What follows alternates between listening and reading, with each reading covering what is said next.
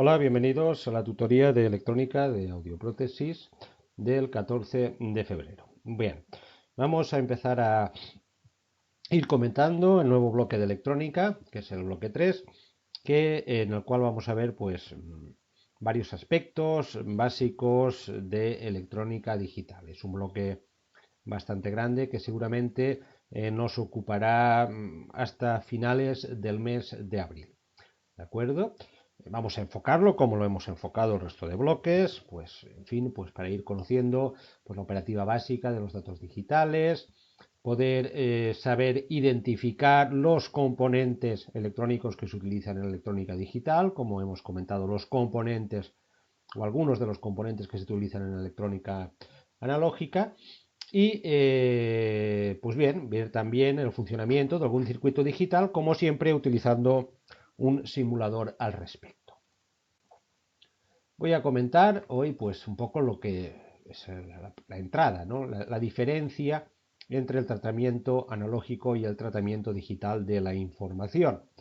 La diferencia básica no es tanto, digamos, de componentes, porque todos trabajan con señales eléctricas, todos utilizan transistores, etcétera, etcétera, a estas alturas de hoy en día, sino la forma en la cual se interpretan las señales eléctricas para transmitir información.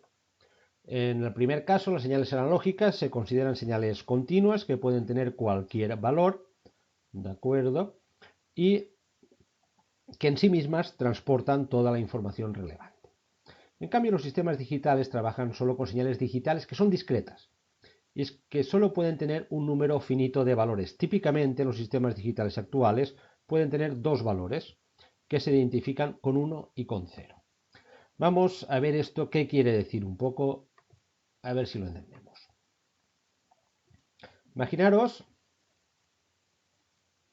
¿de acuerdo? Que yo tengo un sistema de audio completamente analógico. Pues yo tengo un ruido que no es sino una variación de la presión del aire con el tiempo. Tengo un micrófono, ese micrófono lo conecto a un amplificador, porque quiero escuchar ese sonido más fuerte, ese amplificador lo conecto a un altavoz para que aquí vuelva a salir el sonido. Obviamente, lo que yo quiero es que el sonido de salida sea el mismo que el sonido de entrada, aunque con mayor intensidad. Oír lo mismo. Por lo tanto, yo quiero que la señal que salga sea lo más parecida a la señal de entrada. Porque si no es parecida, no estaré oyendo lo mismo. En todo este proceso, ¿qué sucede? Sucede que yo, por ejemplo, tengo aquí un micrófono que pasa la señal acústica a una señal eléctrica. Después tengo un amplificador que se supone que va a amplificar esa señal eléctrica y hacerla más intensa. Y después tengo un altavoz que transformará esa señal eléctrica en un movimiento mecánico que a su vez lo transformará, de acuerdo, en una señal sonora. Aquí hay circuitos pues, llenos de componentes, condensadores, transistores, de acuerdo, bobinas, amplificadores operacionales, etcétera, etcétera, etcétera. Y todos esos componentes pues van creando lo que se llama corrientes parásitas, acumulan carga eléctrica, generan ruido parasitario, generan nuevas señales eléctricas que van a ir acumulándose y van a ir deformando y cambiando la señal original. La van a ir distorsionando. De manera que al final lo que salga, por mucho que se intente, pues siempre será algo diferente a lo que ha entrado. Y en los sistemas analógicos siempre tenemos que preocuparnos de que la señal de salida pues no se haya distorsionado, no haya cambiado demasiado respecto a la señal de entrada, porque si cambia demasiado, al final la información que estamos transmitiendo, el sonido que ha entrado y el sonido que ha salido, no serán iguales.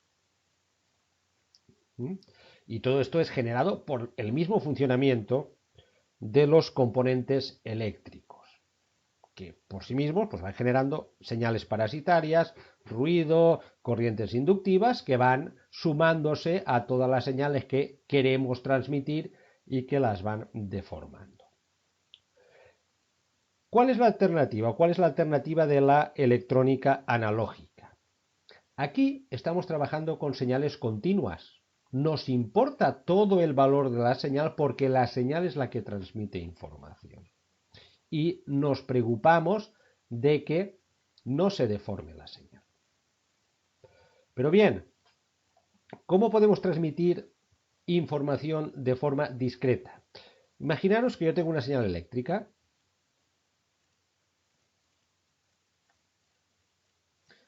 y más o menos de esta manera.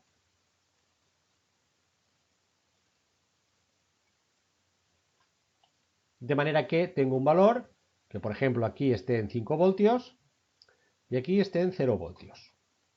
Y yo diga lo siguiente, digo, vamos a ver, esta señal eléctrica es una información que quiero transmitir a través de muchos componentes eléctricos. Y eso implica que si lo hago de forma analógica, pues me tengo que preocupar de que no se distorsione. Pero ¿y si hago lo siguiente? Y si digo, mira, mientras la señal esté alrededor de 5 voltios, es un 1. Si está alrededor de 0 voltios, es un 0.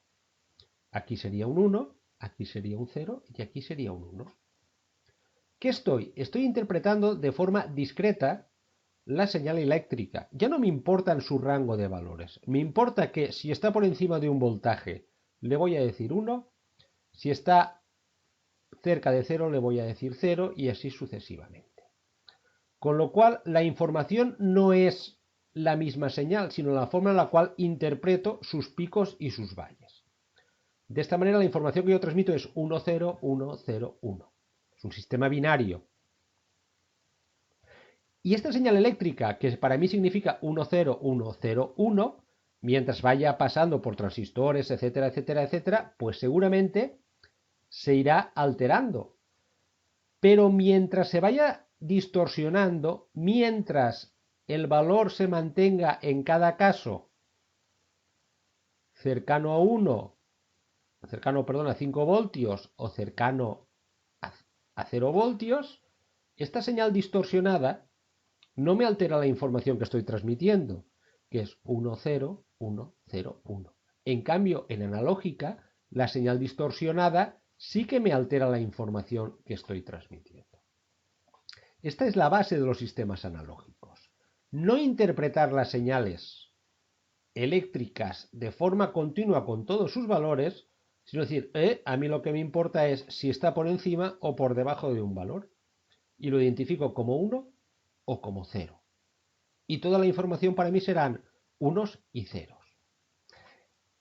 Esto, que se puede hacer con cualquier sistema eléctrico, se puede hacer muy fácilmente con transistores. Antes se tenía que hacer con válvulas de vacío. Y de hecho el primer sistema, el primer ordenador que se construyó que trabajaba de forma digital con válvulas de vacío, le venía justo a hacer sumas y restas y pesaba miles de kilos y ocupaba metros y metros cuadrados.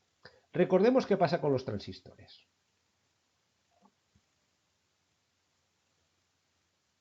Caso de un transistor bipolar. Aquí tengo la base, el emisor y el colector. Esto va a un voltaje y esto es otro voltaje que alimenta la base. ¿De acuerdo? ¿Qué hacía un transistor? Transistor, el símil que hacíamos era el siguiente, era equivalente a una tubería con una llave de paso. La llave de paso era la base. En función de la corriente que alimentaba la base, pasaba más o menos corriente entre el emisor y el colector.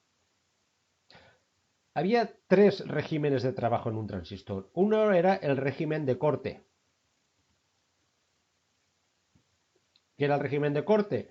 La corriente que pasa por la base es cero o no está alimentada y por lo tanto no pasa corriente entre el emisor y el colector. La otra era la fase de amplificación. Yo voy alimentando la base, voy abriendo esta válvula y por aquí me circula una corriente mucho más grande, típicamente mucho más grande que la de la base. De manera que yo con una corriente muy pequeña puedo controlar una corriente mucho más grande, amplificador. Y la otra parte era la de saturación.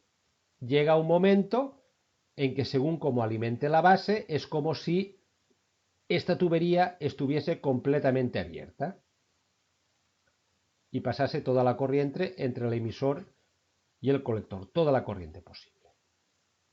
Pues muy sencillo, con transistores muy pequeños tengo corte, no pasa corriente, para mí será un 0, saturación, pasa corriente, para mí será un 1. Con lo cual, de lo único que me tengo que preocupar es de si pasa corriente o si no pasa corriente, de si el voltaje está por encima de un valor o el voltaje es 0. Y aunque la señal eléctrica se deforme, solo tengo que garantizar o pensar en que continúe pasando corriente o no pasando corriente y transmitir toda la información a base de ceros y unos. ¿De acuerdo? Eso tiene un problema, que es el problema que tienen los sistemas digitales respecto a los sistemas analógicos. Y es que, en el ejemplo que teníamos antes, nuestro sistema analógico, ¿de acuerdo?, pues entraba una señal, que era un sonido, el micrófono la transformaba en una señal eléctrica parecida, el amplificador la aumentaba y el altavoz la sacaba. Aquí alguien hablaba, aquí alguien escuchaba. Daros cuenta que nosotros emitimos señales analógicas y oímos señales analógicas. Necesitamos toda la variación de presión con el tiempo. Si ahora lo que yo hago es un sistema digital, sistemas digitales hacen lo siguiente. Transforman la señal, cuando ven una señal eléctrica, no les importa la forma de la señal eléctrica. Hacen una raya y miran lo que está por encima y por debajo. 1, 0, 1, 0, 1, 0. Para ellos la señal eléctrica no es 1, 0, 1, 0, 1, 0, 1. Pero nosotros no hablamos ni escuchamos en unos y ceros. Si nos dicen, oiga, ¿qué sonido está saliendo del altavoz? Pues está saliendo el sonido 1, 0, 1, 0, 0, 1, 1, 1, 0. Oiga, no sé qué está saliendo de ahí, no lo entiendo. ¿De acuerdo? Por eso los sistemas digitales necesitan codificadores y decodificadores.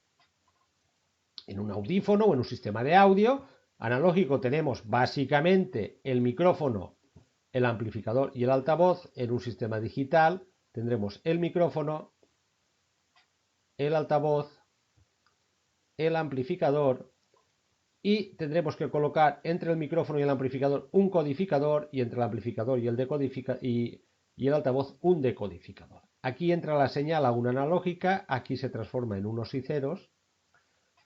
Tratamos la señal, la modificamos digitalmente y aquí el decodificador la vuelve a transformar en analógica. Los sistemas digitales necesitan de codificadores y decodificadores, los sistemas analógicos no.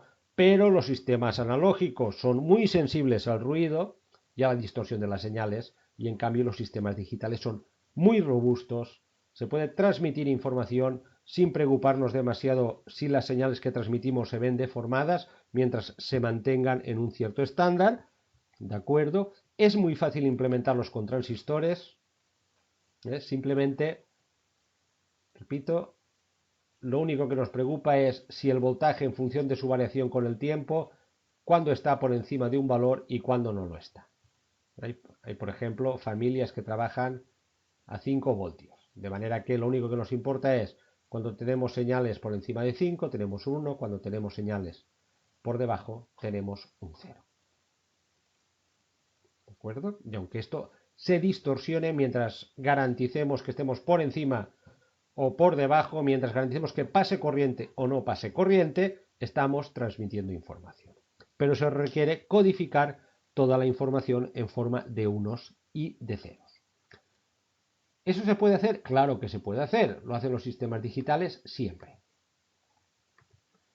Por ejemplo, ¿cómo codifico los números con unos y ceros.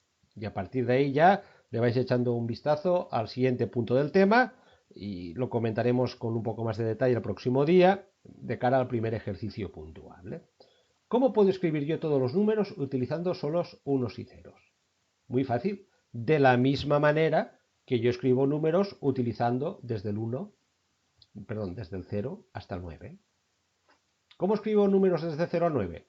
0, 1, 2, 3, hasta que llego al último, al 9.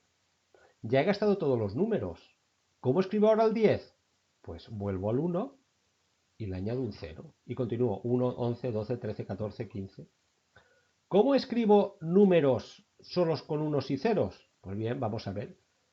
El número 0, número 1, número 2. ¿Cómo los voy escribiendo? Pues siguiendo la misma regla. El número 0 es el 0. 0. Número 1 es el 1. ¿De acuerdo?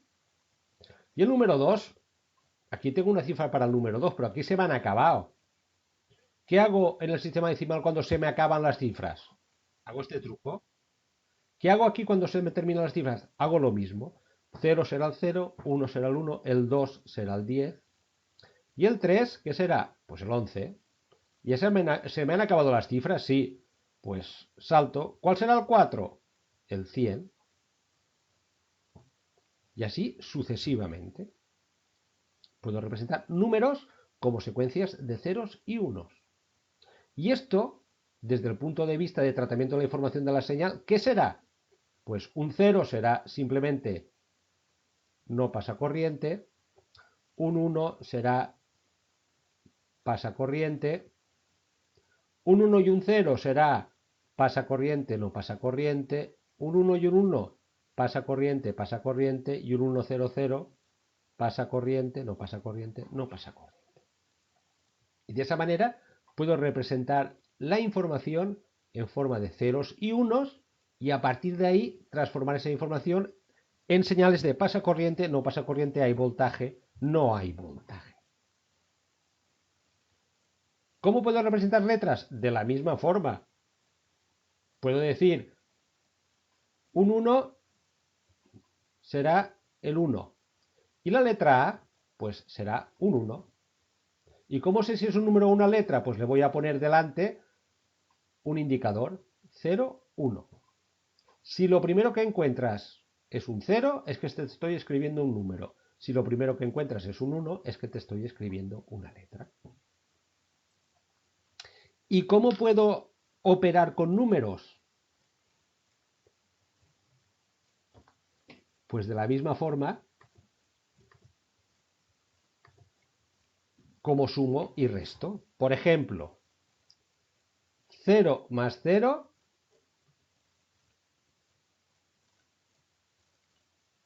0. 1 más 0, 1.